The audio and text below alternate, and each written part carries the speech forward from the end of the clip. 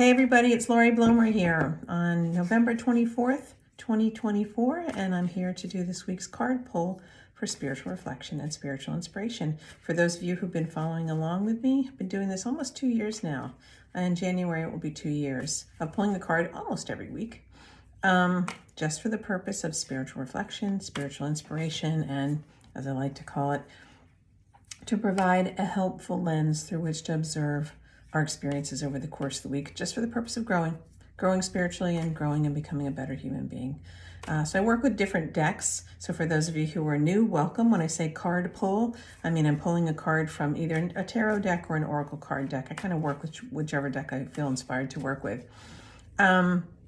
This week, I'm pulling one from Sonia Choquette's, one of her decks. Sonia has several really nice oracle card decks. She's also extremely well versed in tarot, so a lot of that tarot wisdom is built into her oracle card decks as well. This one has 62 cards in it, so it's a pretty big deck. It's called The Answer is Simple, and as you can see from the cover, the colors are beautiful. The messages are kind of whimsical, and yet they're also really speak to real truths about, our experience as human beings, including challenges. So I don't know, I just felt like working with this one for this week. As I've been talking, I've been shuffling, and I always shuffle until it just feels right, where I feel like I'm really focused intuitively on the nature of the query that I'm asking whenever I go to cards. And today's query is to pull a card that will be helpful for me and helpful for anybody who's watching this video or reading the accompanying email. As always, recently I've joined forces with my friend who's an astrologer, a life coach, and philosopher. Her name's Heather Coletti. In the email that accompanies this video today, Heather's going to give her astrological spin for the week as well. So here it goes. I've been shuffling.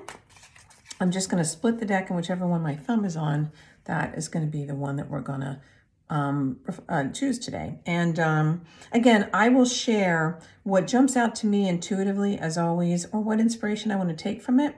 I encourage you to either borrow that, or more importantly, draw from your own inspiration. As you look at the card, how do the words, how does the image, there are numbers on these deck cards as well, how do they speak to you? Especially in light of what your week might be like, or maybe some of your challenges that are coming down the pike. And at the end of the week, you might sit back and say, to what extent do my experiences sort of reflect the themes on the card? But go with your gut. Go with what speaks to you intuitively. So here we go. I'm going to pull the card now. The one my thumb is on is this one. Seek an expert.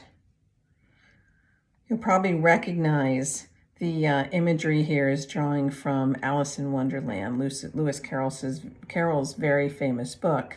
The number here is 52. In numerology, we add the 5 and the 2 together and we get 7. 7 is the number of learning.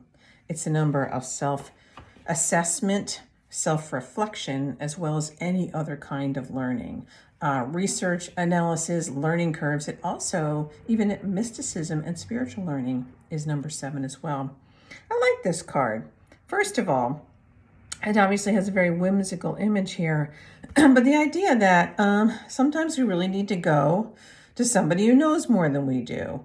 I like this little bug here, but if I just look at the way the characters are presented, she is at a lower level than the insect is. It doesn't say what gender the insect is. Maybe a female bug, maybe a gender neutral bug, maybe a male bug. Doesn't matter. They're not speaking of social status. It's more it is operating at a higher level than she is. So I'm going to take this as generally good advice.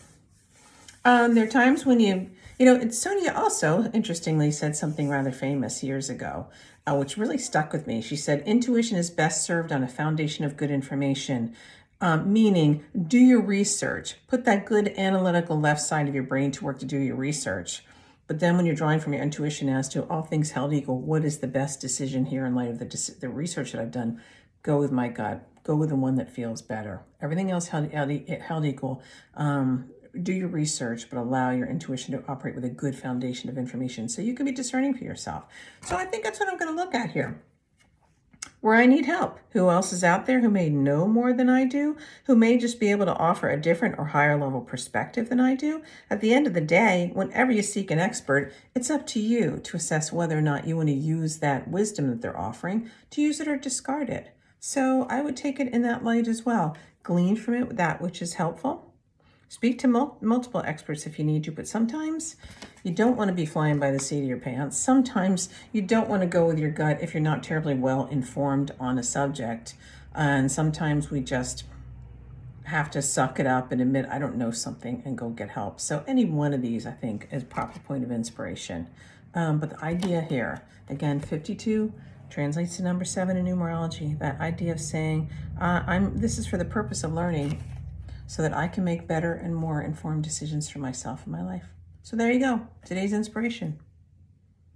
Hope you have some fun with this. My name is Laurie Blomer. My website is laurieblomer.com. My email address is laurieblomerpsychic@gmail.com. Would love to hear from you. Would love to work with you. And if I don't hear from you, for those of you celebrating Thanksgiving here in the United States, I wish you a blessed Thanksgiving filled with love with whoever you plan to spend it with. And by the way, you may choose to spend it alone with your own fine self, whatever feels soul honoring for you. I hope it's a good one. We'll see you next week.